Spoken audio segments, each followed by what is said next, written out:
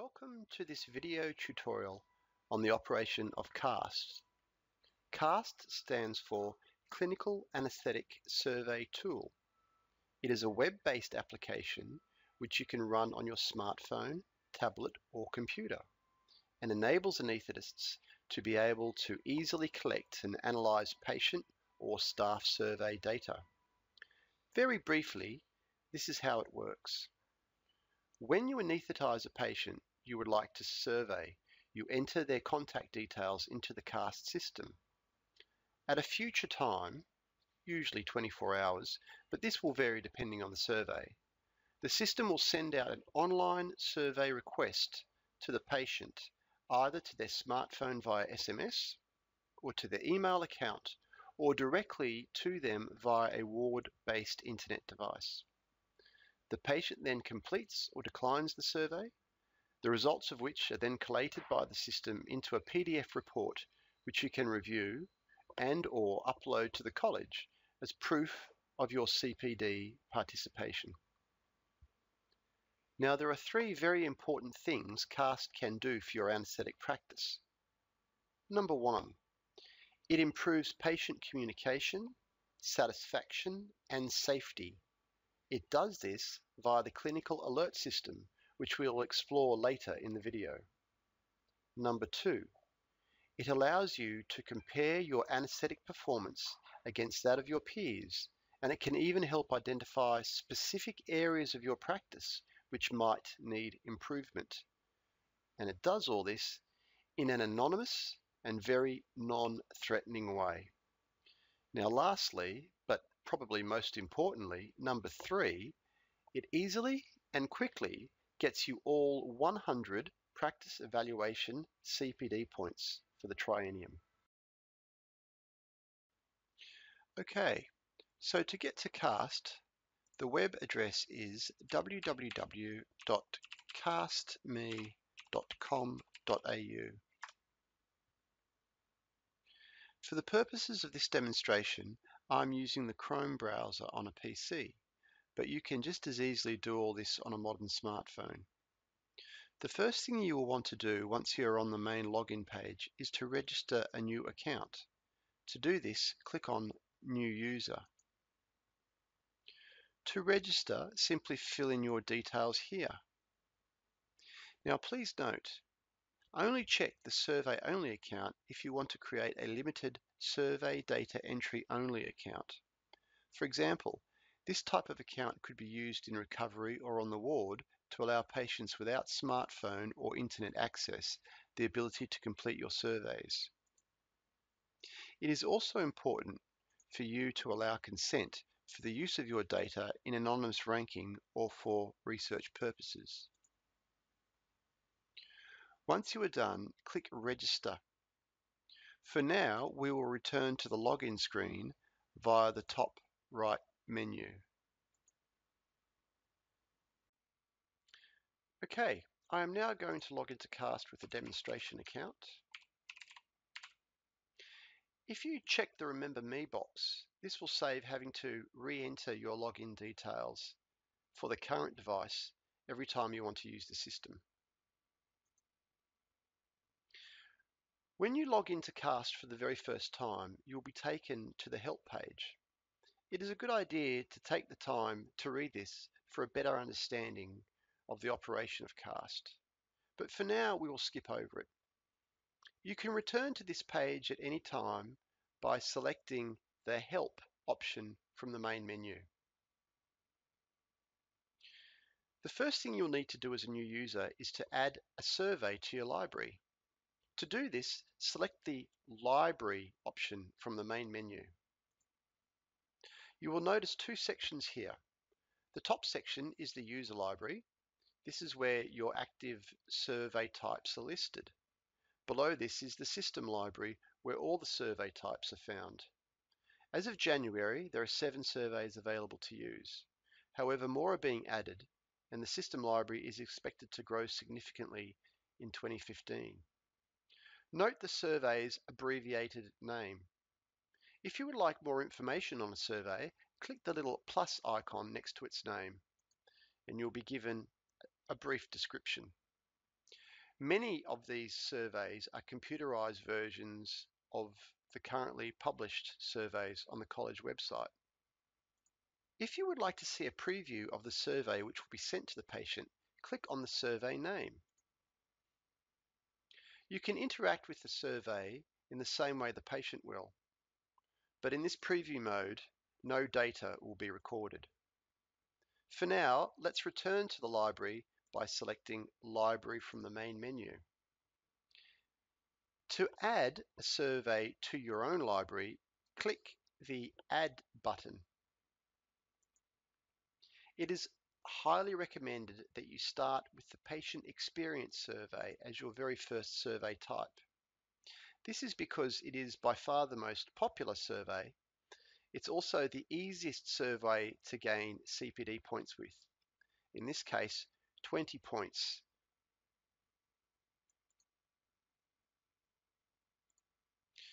From here, it is possible to download the survey schematic to your computer for future modification and upload any modifications or new surveys to the system. However, this is an advanced feature which will not be covered in this video. Now that we have a survey type on record in our library, we can begin sending out survey requests to our patients. This is called logging a case, and you can do so by selecting the log option in the main menu. Okay, imagine you have just anesthetized a patient and want to send them out a patient experience survey.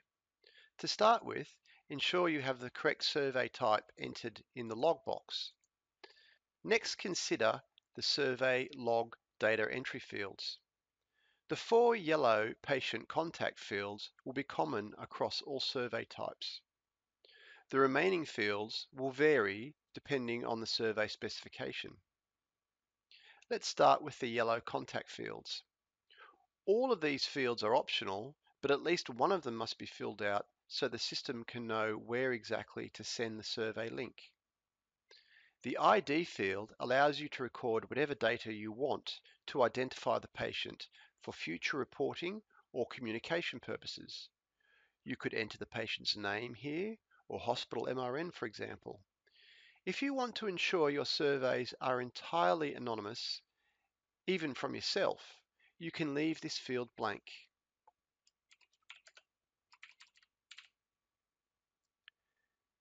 If you enter the patient's mobile number here, then a survey link will be sent to them via SMS. For this patient experience survey type, this is programmed to happen at 24 hours and again at 60 hours if they haven't yet responded. You can leave this field blank if you don't want to send them a survey link via SMS.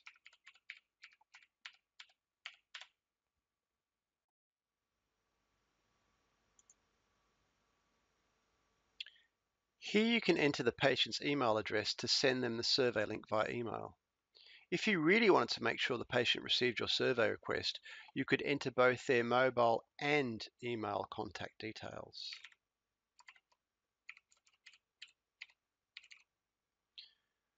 Finally, the forward field, or FWD, allows you to enter the name of another CAST user to forward this survey onto their device.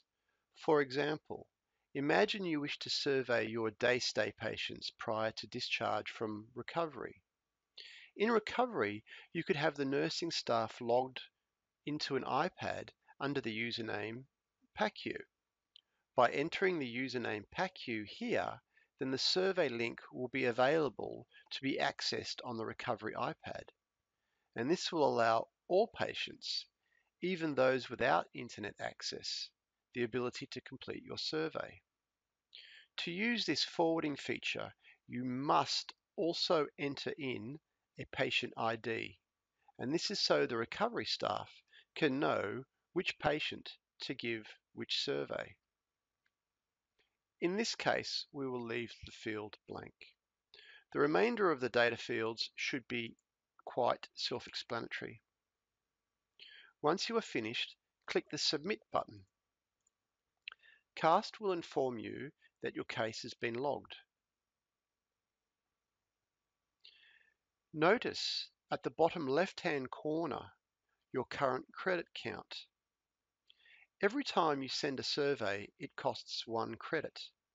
As a new CAST user, you are given 10 free credits to test the system out. If you wish to send more surveys than this, you will need to purchase more credits, which is done via the account option, accessible from the main menu. Okay, so I sent Joe off his survey request, and 24 hours later, CAST sent me a clinical alert notification by email. Only high priority alerts will be emailed, so this one must be important. The alert notification tells me a patient has left both a positive and negative comment, and that they also request contact with me. I could click on the alert link and be taken directly to the alert detail, but instead we'll go to the alerts option on the main CAST menu.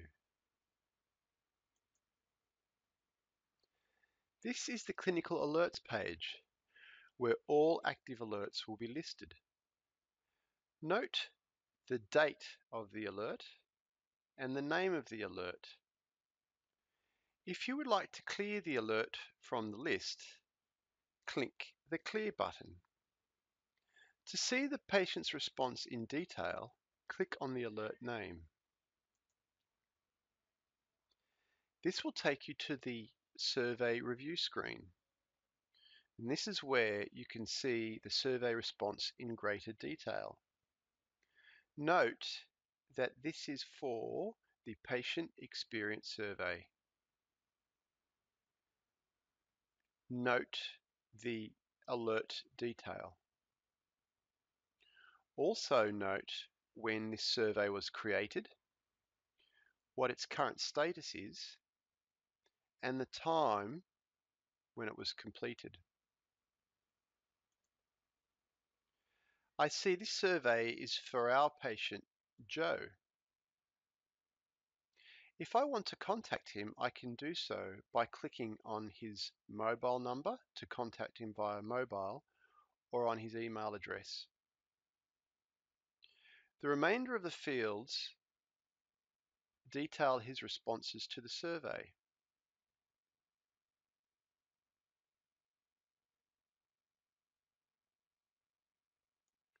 Note his negative experience and that he wants me to contact him to discuss what happened in more detail.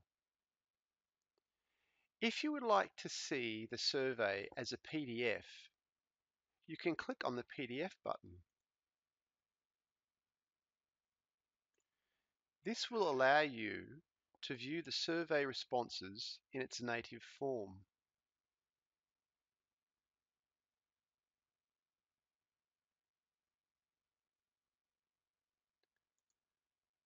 For now, let's return to the alert screen and clear this alert.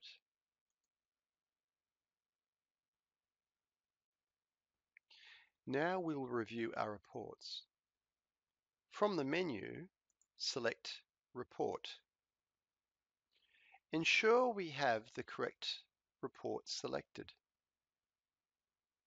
We can choose the from and to date ranges for the report. Each survey report will be different. However, most of them will have a demographic section where you can compare your patient demographics to that of the average for all the users of this particular survey. In this case, we can see that whilst we have just one report, the other users in total have collectively logged 371 surveys. Note the average age in years. Any variable with a bar across the top defines the average for that variable. Sigma denotes the standard deviation. Scroll down to see the meat of the report, or the patient's follow-up survey data. Note how there are 5 columns. The aim column is a rough guide to where you should be performing for this variable. The hash column gives you either raw counts or average stats. The percent column translates this into a percentage of your count totals. The all column gives the average group response, and the ranking or R column tells you where you have placed according to your peers. There is no ranking result in this case, as you need to have feedback on at least 15 surveys before you are eligible to be ranked. Take a moment to review these results. There is some interesting data here.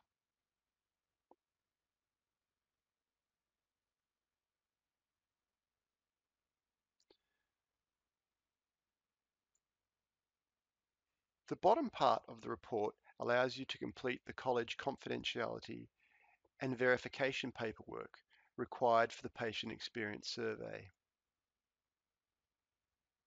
Finally, at the very bottom of the page is a PDF button, which will allow you to download a PDF version of this report, which you can then upload to the college. There is also a send option here, which allows you to email the report PDF and raw spreadsheet data either to yourself or to a colleague for external review. If you ever want to review your individual survey responses or download a spreadsheet containing raw survey data, then select the search option from the menu. Much like the report screen, you can select the survey type you are interested in, as well as choose a date range for the search. You can also filter depending on the survey status. A survey can be in one of several possible states. These are pending, the survey request has been accepted and is being processed. Forwarded, the survey link has been forwarded to another CAST user account and is now available for completion via that account. Sent, the survey link has been sent to the recipient either via SMS or email. Delivered, the survey has been successfully delivered. Viewed, the survey is currently being viewed by the patient. Completed, the survey is now successfully completed and the results are available in the survey report. Declined, the patient has declined to answer the survey. Expired, after a set period of time, normally 5 days, if the survey has not been answered, it will have expired. And finally, failed. The survey failed all attempts to send it via SMS or email. And this usually implies an invalid mobile number or invalid email address. For any surveys found which match the search criteria, you can click on the survey ID to review the survey results. It is also possible to delete a survey, but this should only be done for a good reason. Finally, you can click on the XLSX button to download an Excel compatible spreadsheet of your surveys, or click the Send button to email the survey data bundle to yourself or to another colleague. Now, the last area I want to cover is the user account settings. Go to Account under the main menu. In order to personalize your surveys, it is advisable to add a photo of yourself in theatre attire. This will be attached to each survey you send out. Doing this has shown to improve survey response rates, as well as the quality of the survey data returned. Why? Well, perhaps with the exception of their surgeon, patients frequently struggle to recall the names of the other health providers involved in their care. By attaching a photo of yourself, you will aid their recall of your role. Simply click on the photo to upload an image from your computer, or on a smartphone, you will be prompted to take a photo with the internal camera. Along with some other user statistics, you will see your current credit count and when it is due to expire. Click the PayPal button to recharge your CAST account with more credits purchased via PayPal. So that is a brief tutorial on the operation of CAST. There are several features of the system not covered in this tutorial. However, they should either be self-explanatory or will be covered in a future video tutorial. I hope you find CAST useful in your own practice. Thank you for your attention.